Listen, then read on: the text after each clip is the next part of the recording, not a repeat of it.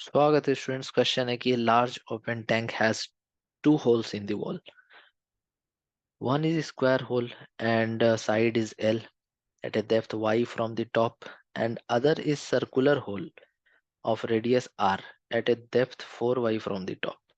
When the tank is completely filled with water, the quantities of water flowing out per second from the holes are the same. Then capital R is equal to. तो ये चार option है, इनमें से हमें choose करना है। तो पहले हम लोग डायग्राम समझ लेते हैं, ठीक है। देखो डायग्राम कुछ इस तरह से है कि ऊपर से वाई डेप्थ पे एक स्क्वायर साइड है जिसका एल दिया हुआ है, साइड एल है। और फिर ऊपर से 4y डेप्थ पे, ठीक है, एक सर्कुलर क्रॉस सेक्शन है जिसका रेडियस वाई आर है। तो जब इसको पूरी तरह से भर दिया हमने पानी से, तो quantities of water flowing out per second from the whole are same. तो इससे जितना वॉल्यूम में पानी निकल रहा है और इससे जितना वॉल्यूम पानी पर सेकंड निकल रहा है, जिसको रेट ऑफ फ्लो भी कहते हैं, वो क्वेश्चन के हिसाब से सेम है। Volume flowing per second same है। तो पूछ रहे कि कैपिटल आर क्या होगा। देखो सबसे पहले तुम समझो कि ये पॉइंट का नाम है 1, ये पॉइंट का नाम है 2। तो volume flowing through 1 is equal to volume flowing through 2 per second, है ना। वॉल्यूम फ्लोइंग पर सेकेंड को हम लोग बोलते हैं एरिया इंटू वेलोसिटी।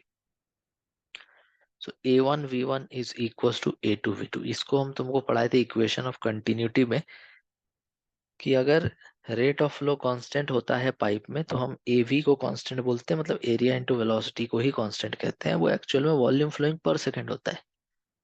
तो जैसे ऊपर वाले का एरिया कितना है, ऊपर वाले का एरिया है L into L.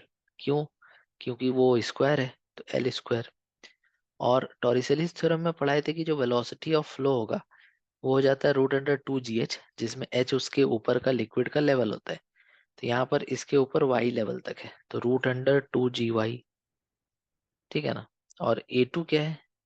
Area of this pi r square. And इसका ऊपर कितना पानी है? 4y तक, तो इसका हो जाएगा वेलोसिटी √4gy।